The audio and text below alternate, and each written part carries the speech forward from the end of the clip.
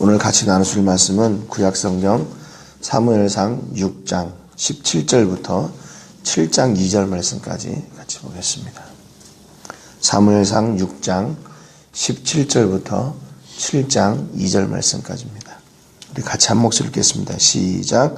블레셋 사람이 여호와께 속건제물로 드린 금 독종은 이러하니 아스돗을 위하여 하나요, 가사를 위하여 하나요, 아스글론을 위하여 하나요, 가드를 위하여 하나요, 에그론을 위하여 하나이며 드린 바 금 쥐들은 견고한 성읍에서부터 시골의 마을에까지 그리고 사람들이 여호와의 궤를 큰 돌에 이르기까지 5 방백들에게 속한 블레셋 사람들의 모든 성읍들의 수대로였더라. 그 돌은 베세메스 사람 여호수아의 밭에 오늘까지 있더라.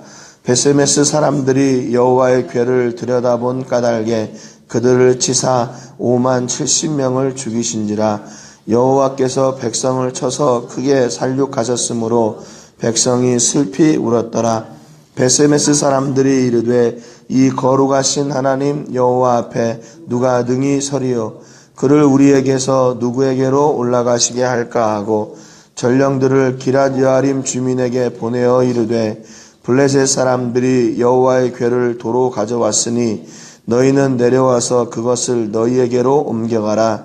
기럇여아림 사람들이 와서 여호와의 궤를 옮겨 산에 사는 아비나답의 집에 들여놓고 그의 아들 엘리야사를 거룩하게 구별하여 여호와의 궤를 지키게 하였더니 궤가 기럇여아림에 들어간 날부터 20년 동안 오래 있은지라. 이스라엘 온 족속이 여호와를 사모하니라. 아멘. 어제 말씀을 통해서 블레셋 방백들은 그 수레를 끌고 가는 암소들이 곧바로 베세메스로 가지 않고 도중에 다른 길로 가기를 원했죠. 그래서 수레를 끄는 것이 목적이라면 숫소를 사용해야 되는데 암소를 썼고, 또 암소를 썼다면 그래도 갈 수 있도록 해야 되는데 새끼를 키우고 있는, 송아지를 키우고 있는 그 아직 젖되지 않은 그런 송아지가 있는 암소를 데려다가 지우게 하고, 또 그 출발하기 전에 암소는 따로 우리에다 놓아놓고, 그러니까 결국에는 이 수레를 끌고 가는 일이 불가능하게 되도록, 실패하게 되도록 하기 위한 모든 방법은 다 갖춰놓은 거예요. 그래서 방백들이 뒤에 따라가면서 그렇지, 저 우리한테 내렸던 재앙들이 하나님이 내린 게 아니라 이거는 우연히 일어났던 일이지, 그렇게 위로를 받고 싶어 했다, 그렇게 말씀을 드렸습니다. 그러니까 어제 그 말씀의 전체적인 그 부분은 그 블레셋 방백들이 하나님의 역사를 가리기 위한, 그걸 부정하기 위한 그런 그 시선으로 그거를 해석을 해야 타당하다, 이렇게 말씀을 드렸습니다. 법궤가 들어오자 베세메스 사람들, 또 이스라엘에 아주 놀라운 일이 일어났습니다. 그동안에 중단되었던 제사가 회복됐죠. 근데 오늘 본문에 보니까 이 블레셋 방백들이 법궤를 가져올 때 함께 넣었던 그 금독종 5마리, 그 5개, 그리고 금지 5. 근데 그거에 대해서 이제 이야기를 해요. 17절에 보니까 블레셋 사람이 여호와께 속건제로 드린 금 독종은 뭐냐면 5개인데, 아스돗을 위해서, 가사를 위해서, 아스글론을 위해서, 가드를 위해서, 에그론을 위해서. 이게 블레셋 5 도시입니다. 그러니까 블레셋은 지금으로 말하면 그 사해 왼쪽, 그 서쪽이죠. 사해 왼쪽부터 지중해, 연안에 이르기까지 그 내륙. 그러니까 결국에는 가나안 땅이에요. 그 가나안 땅에 거주하고 있었던, 그러니까 원래 원주민이죠. 근데 이스라엘 백성들이 들어오면서 자기들 설 자리를 다 잃어버린 거예요. 그래서 그들이 계속 이렇게 흩어져 있으면서 세력을 키우고 해서 다시 이스라엘을 공격하고, 또 세력을 키워가지고 다시 이스라엘을 공격하고 그랬던 그런 원주민들을 이야기하는 거죠. 그 지역에 있는 5개 대표적인 도시들이 바로 이런 도시였어요. 아스돗, 가사, 또 에스글론, 가드, 에그론. 근데 이 5 도시에 하나님의 독종, 내리신 그 독종이 다 임했다는 거예요. 그래서 그 재앙으로 인해서 블레셋 전역이 이 병으로 들끓었다는 거예요. 그러니까 결국에 무슨 얘기냐면 자기들하고는 아무런 상관없는 그 이스라엘의 신이 그 법궤가 자기 땅에 들어와 가지고 그 전체를 다 이렇게 아주 쑥대밭을 만들어 놓으니까 이 블레셋 사람들에게는 그것이 굉장히 이게 큰 아픔이었던 거죠. 18절에 보니까 드림바 금쥐들은 견고한 성읍에서부터 시골의 마을에까지 그리고 사람들이 여호와의 궤를 큰 돌에 이르기까지 5 방백들에게 속한 블레셋 사람들의 모든 성읍들의 수대로였더라. 그 돌은 베세메스 사람 여호수아의 밭에 오늘까지 있더라. 여러분 이 18절 말씀이요 해석하기가 애매한 말씀이에요. 이게 좀 문장의 구조상 우리가 쉽게 이해하기가 어려운 내용이에요. 집에 가셔서 한번 여러분 열심히 한번 읽어보세요. 이게 이해가 되는지. 지금 이 상태로는 이게 대체 무슨 얘기를 하는지를 아는데 구체적으로 이게 무슨 얘기를 하는 건지 이해가 잘 안 되거든요. 근데 이 18절에서 얘기하는 거는 2가지예요. 첫 번째는 뭐냐면 금쥐들은 견고한 성읍이다. 그러니까 그 금쥐들은 각 성읍을 대표하는 그런 속건제로 드렸다. 그 말이에요. 그 수대로 5개 수대로. 그리고 또 한 가지 마지막 그 18절 하반절에 그 돌은 베세메스 사람 여호수아의 밭에 오늘까지 있더라. 이 돌은 어떤 돌을 얘기하냐면 그 앞에 있는 여호와의 궤를 놓은 그 큰 돌을 이야기합니다. 그러니까 지금 2가지를 얘기하는데 독종은 이 블레셋에 이게 성읍, 그러니까 보호막이 있는 성이 있는 성읍이든지 아니면 그냥 뭐 이렇게 광야든지 들판이든지 모든 성읍을 얘기하는 거예요. 그 모든 성읍에 다 이 독종이 임했다. 그 말이고 그 법궤가 놓였던 베세메스 사람 여호수아의 밭에 있는 큰 돌은 지금도 있다. 그 말입니다. 이게 결국 무슨 얘기를 하려고 하냐면 이 독종이나 이 여호와의 법궤가 옮겨져 가지고 법궤가 그 돌 위에 있었다. 이 모든 사실이 역사적인 사실이라는 것을 알려주기 위한 거예요. 이게요. 그러니까 총정리한 겁니다. 총정리. 근데 이게 지금 성경을 해석하는데 이게 조금 이상하게 해석을 했어요.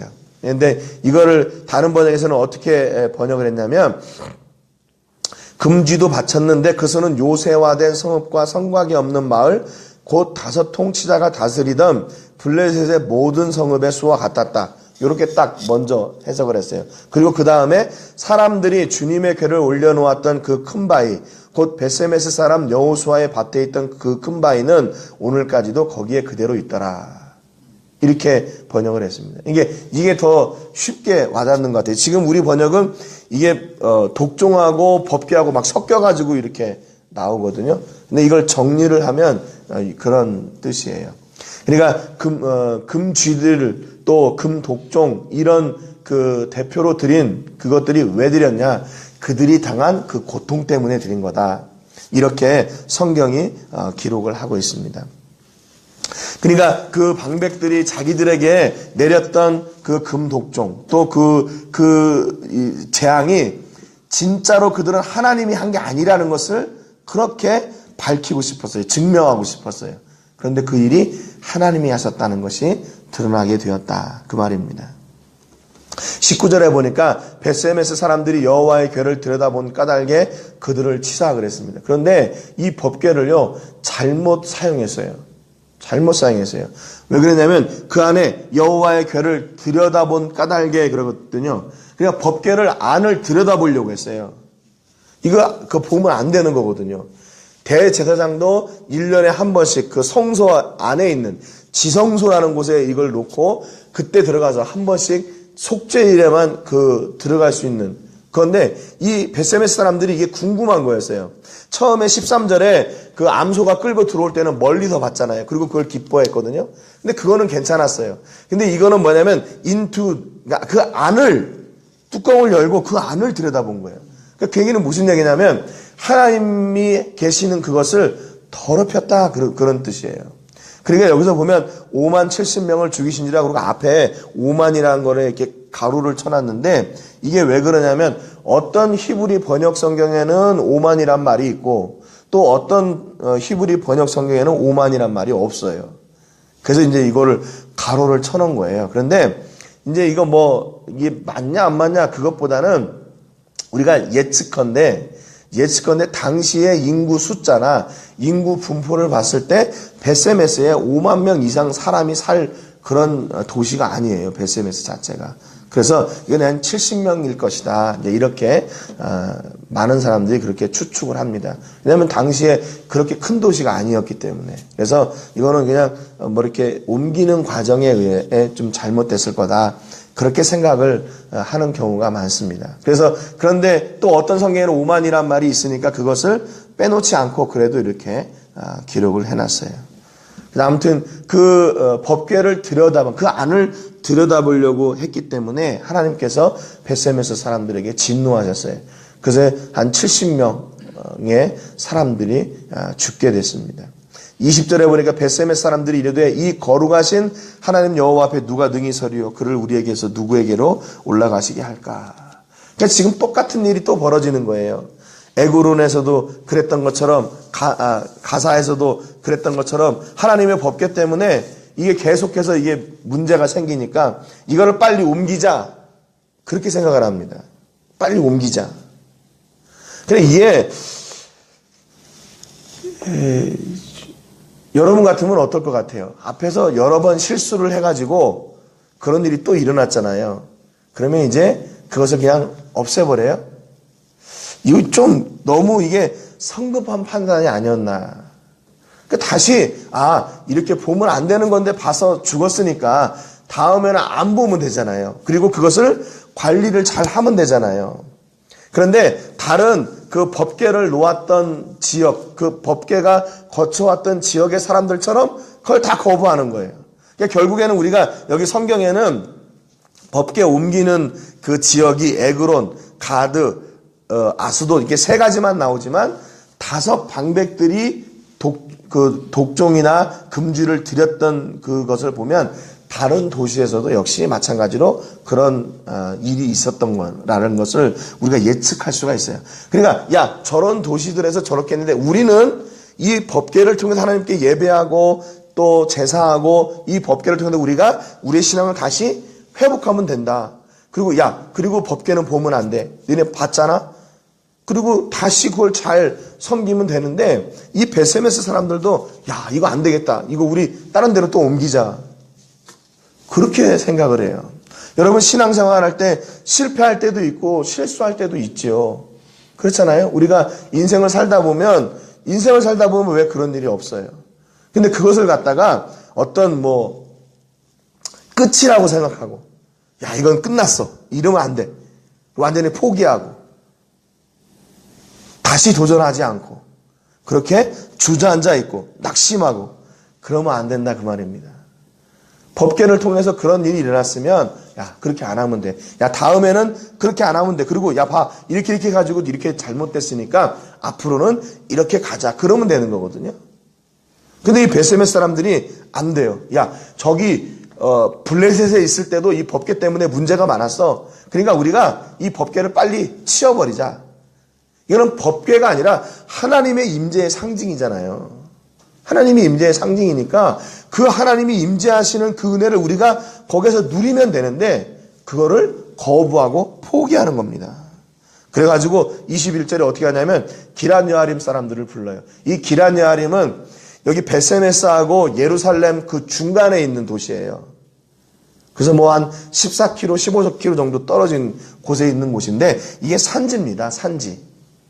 그리고 당시에 이 기럇 여아림도 역시 블레셋의 관할하에 있는 그런 땅이었어요. 물론 유다 지파의 땅이었지만. 그래서 그래도 안전하게 산지에 있는 그 땅에 이걸 옮기려고 기럇 여아림 사람들을 불러요. 이거 너희들이 가져가. 거기에 있는 게 더 좋겠어. 그래 베세메스 사람들이 그 기럇 여아림 사람들한테 그렇게 이야기합니다. 그랬더니 7장 1절에 기럇 여아림 사람들이 와서 여호와의 궤를 옮겨 산에 사는 아비나답의 집에 들여놓고 그의 아들 엘리아사를 거룩하게 구별하여 여호와의 궤를 지키게 하였더니 그럽니다. 이 엘리아사는 성경에 두 명이 있어요. 2명. 아론의 아들 가운데 엘르아살이 있는데 그게 엘리아사라 이름이 똑같은 겁니다.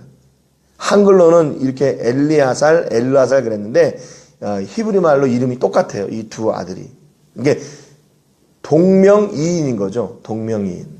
아무튼 그런 의미에서 보면 이 아비나답의 집에 이 머문 것은 그 사람이 레위 지파 사람이었을 것이다. 이렇게 추측을 합니다. 그래서 자기 아들 엘리야사를 세워서 그 법궤를 지키는 그 일을 감당하게 하는 거죠. 2절에 보니까 궤가 기럇 여아림에 들어간 날부터 20년 동안 오래 있은지라 이스라엘 온 족속이 여호와를 사모하니라 그랬습니다. 지금 이렇게 6장, 그다음 4장부터 6장까지 법궤가 전쟁에서 빼앗겨가지고 블레셋과의 전쟁에서 빼앗겨가지고 이리저리 막 돌아다니는 그런 기록이 있다가 드디어 이제 아비나답의 집에 20년 동안 정착을 하게 되거든요. 그리고 나서 성경이 2절 하반절에 보니까 이스라엘 온 족속이 여호와를 사모하니라 그랬습니다. 그러니까 지금 이게 무슨 얘기냐면 이제야 이스라엘이 하나님 앞에 신앙적으로 이제 안정을 찾아가는 거예요. 안정을 찾아가요. 그전에는 이렇게 그 엘리 제사장들, 그 두 아들들 통해서 제사고 뭐 하나님과의 관계고 예배고 이게 다 흐트러져 있었어요.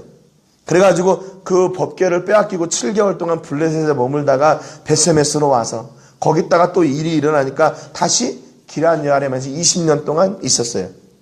그래서 모든 이스라엘 백성들이 하나님을 사모하게 됐습니다. 여기 사모한다는 말은 진짜로 뭐 사랑한다, 기대한다 그런 뜻이 아니고 히브리 말로 나하란 말인데 이게 비탄해하다, 애도하다, 통곡하다, 부르짖다 그 말이에요. 그러니까 이스라엘 백성들이 하나님을 그렇게 기대하다가 그것이 울음으로, 그것이 눈물로 터져나오게 된 거죠. 여러분, 이스라엘 백성들이 이렇게 법궤가 20년 동안 아비나답의 집에 이르면서 하나님을 사모하게 된 그 원인이 어디 있을까요? 원인이 우리가 잊고 있었던 그 사무엘을 다시 우리가 집중을 해야 됩니다. 사무엘의 이야기가 법궤의 이야기가 나오면서 쏙 들어가 버렸어요. 3장 그 마지막 부분에 하나님께서 사무엘의 선지자직을 이스라엘 가운데 선포하셨어요. 그리고 4장 1절에 보면 사무엘이 말한 것을 이스라엘 가운데 널리 퍼지게 했다. 그 말을 마음에 두고 순종하게 했다. 그렇게 기록했거든요. 그리고 나서 법궤 이야기가 나오면서 사무엘 얘기가 쏙 들어갔어요. 그러니까 결국에는 무슨 얘기냐면 사무엘이 법궤가 그렇게 막 이렇게 요동치고 있는 그런 상황 가운데서도 이스라엘에서 계속 선지자직, 그 제사장직, 하나님의 말씀을 이스라엘 백성들 가운데 계속 증거했다는 것을 알 수 있어요. 그러니까 여러분, 신앙의 회복은 어디로부터 오냐면 결론적으로 말씀드리면 말씀의 회복에서부터 와요. 말씀의 회복. 여러분, 우리가 어떤 때는 삶에 곤고하고 힘들고 어려웠다 보니까 말씀이고 뭐고 기도고 뭐고 예배고 뭐고 다 그렇게 귀찮아지고 힘들고 그것이 힘들어질 때가 있잖아요. 그런데 다른 게 답이 없어요. 우리의 신앙이 다시 회복되기 위해서는 말씀으로 다시 돌아와야 돼요. 기도의 자리로 다시 돌아와야 되고 예배의 자리로 다시 돌아와야 돼요. 그 신앙이 회복되는 게 다른 걸로 되는 게 아니에요. 내가 돈이 많이 있으면 좀 신앙이 회복될 것 같은데 그게 아니에요. 그건 진짜 신앙이 회복되는 게 아닌 거죠. 여러분, 그러니까 이스라엘 백성들도 법궤를 빼앗기고 제사장이 죽고 전쟁이 일어나고 하는 그런 고통의 과정을 통해서 이스라엘에게 사무치는 게 뭐냐면 하나님, 우리를 좀 도와주십시오. 그것이 이스라엘 백성들에게 사무쳤어요. 그래서 사무엘이 그들을 말씀으로 위로하고 말씀으로 회복하고 하나님의 은혜를 그들에게 선포하자 그들이 하나님을 사모하게 되세요. 그 사무침이, 그 외침이 하나님을 사모하는 은혜로 드러나게 됐습니다. 여러분, 우리가 신앙생활, 그러면 그것이 가장 그 신앙생활을 대표하는 것이 뭐냐? 내가 바로 말씀과 가까이 하고 있다는 거예요. 말씀과 가까이 있다. 우리가 신앙생활 그러면 나 기도 열심히 해, 나 헌금 많이 해, 나 봉사 많이 해 이렇게 얘기할 수도 있는데 그거보다 먼저 선행되어져야 될 게 있어요. 그게 바로 말씀의 회복이에요. 말씀의 회복을 통해서 하나님을 회복하고 그 하나님을 회복함으로 말미암아 그 하나님의 은혜를 회복하고 그 은혜를 회복함으로 내가 다시 그 헌신, 봉사의 현장 가운데 있을 수 있게 되는 거죠. 여러분, 그렇기 때문에 말씀을 통해서 우리가 늘 하나님의 위로와 그 은혜를 체험하게 되는 거죠. 여러분, 그러니까 결국 이스라엘의 소망은 뭐였냐? 이 하나님의 은혜를 회복하는 거였어요. 하나님의 은혜를 회복하는 거. 그런데 그 뒤에 누가 있었나? 우리가 그동안 이 사장부터 잊고 있었던 사무엘의 헌신. 사무엘이 백성들을 향해서 계속 외쳤던 그 하나님의 말씀이 있었다는 겁니다. 여러분, 오늘도 여러분에게 이 말씀의 은혜와 능력이 함께 하시는 귀한 하루 되시기를 주님의 이름으로 축복합니다. 오늘 기도하실 때 계속 이번 한 주간은 이용남 목사님을 위해서 기도합니다. 건강으로 지켜주시고 또 다니시면서 선교에 동원을 하실 때 함께하는 분들이 선교의 바른 비전을 깨닫고 선교에 헌신하는 그런 하나님의 사람들이 세워지기를 위해서 기도해 주시고, 오늘은 로뎀교회를 위해서 기도해 주시기 바랍니다. 지금 로뎀교회가 작년에 현지 교회로 이양이 되면서 저희들이 기대하는 것은 현지 목사니까 현지 식구들을 잘 할 수 있겠지라는 기대를 가지고 현지 교회에 이양을 했어요. 근데 지금도 우리 그 로뎀 식구들이 거기에 못 가요, 교회를. 여기도 수준 차이가 있더라고요, 교회 안에. 그러니까 지금 저희가 시작했던 그 교회는 정말로 그 중에서도 가난한 그런 사람들하고 저희가 교회를 시작했는데, 거기 현지 목사님이 하는 그 교회는 그래도 수준이 있는, 그러니까 여기 애들이 또 성도님들이 여기 흡수가 안 돼요. 그래서 가끔 출라비스타 교회로 주일날 이렇게 오는 걸 보면 참 너무 마음이 아파요. 안타깝고. 저희는 처음에 제가 에스파니얼도 못하고 그러니까 나한테 양육을 받는 것보다는 그 현지 목사님이 바로 옆에다가 교회를 세웠으니까, 그래서 그러면 그렇게 하는 게 좋겠다 생각을 하고 했는데 이게 아니더라고요. 그래서 지금 계속 제가 그게 마음에 부담이에요, 하나님 앞에. 너무 이거 잘 몰랐구나, 멕시코를 아직도. 그래서 지금 마음에 이게 지금 제일 큰 부담입니다. 이거 로뎀 식구들을 대체 어떻게 해야 되나. 지금 이제 막 이렇게 있으니까 그걸 어떻게 할 수도 없고, 또 뭐 그분들이 오면 그때는 이제 같이 예배하고 하지만 지금은 그분들을 위해서 할 수 있는 게 아무것도 없어서 제가 참 이게 그 로뎀 교회를 생각할 때마다 이게 좀 가슴이 아파요, 여러분. 그곳에서 정말로 아름다운 그 복음의 사역이 다시 진행될 수 있도록 여러분 기도해 주시고, 그 성도들이 말씀의 양육을 잘 받을 수 있도록 여러분 기도해 주시기 바랍니다. 그리고 오늘 말씀을 통해서 은혜 나눈 것처럼 우리가 늘 하나님의 말씀과 함께하는 그런 삶이, 영적인 삶이 되기를 위해서 기도하시기 바랍니다. 제가 먼저 기도하겠습니다. 하나님 아버지, 감사합니다. 오늘 말씀을 통해서 베세메스 사람들이 법궤를 들여다보다가 많은 사상자를 낳게 됐습니다. 그런데 그들은 그 한 번의 실패로 법궤를 기란 여아림 사람들에게 가져가라고 합니다. 우리가 때로는 그렇게 실패할 수 있고 실수할 수 있지만 그것이 우리의 끝이 아니라 다시 회복할 수 있는 계기가 된다는 사실을 잊지 말게 해 주시옵소서. 그리고 다시 우리가 그 일 가운데서 돌아서고 돌이키고 깨어 있으면 될 일을 베세메스 사람들은 성급한 결정을 내리게 됩니다. 그래서 기란 여아림의 법궤가 옮겨지게 되고 그곳에 20년 동안 머물게 됩니다. 그러는 중에 사무엘은 하나님의 말씀을 끊임없이 백성들 가운데 증거함으로 이 백성들이 하나님을 사모하게 되는 역사가 일어납니다. 주님, 저희들에게 이 말씀의 은혜를 회복하여 주시고, 말씀이 먼저 우리가 강하게 우리 믿음 가운데 세워지게 하여 주시옵소서. 그래서 하나님을 더욱더 깊이 알아가게 하시고, 그 은혜를 따라 저희가 또한 순종의 자리에도 또 봉사의 자리에도 헌신의 자리에도 서게 하여 주시옵소서. 그래서 그곳에서 주의 역사가 일어나게 하시며 그로 인해 하나님 홀로 영광 받으시는 그런 복이 있게 해 주옵소서. 아버지, 저희가 베세메스 사람들처럼 실패를 두려워하지 않는 사람들이 되게 해주시고, 하나님 앞에 말씀으로 바로 서서 하나님이 기대하시고 역사하시는 그 믿음의 길을 은혜로 잘 가는 오늘 하루 되도록 주님 인도해 주옵소서. 영광을 하나님께 드리며 예수님의 이름으로 기도합니다. 아멘.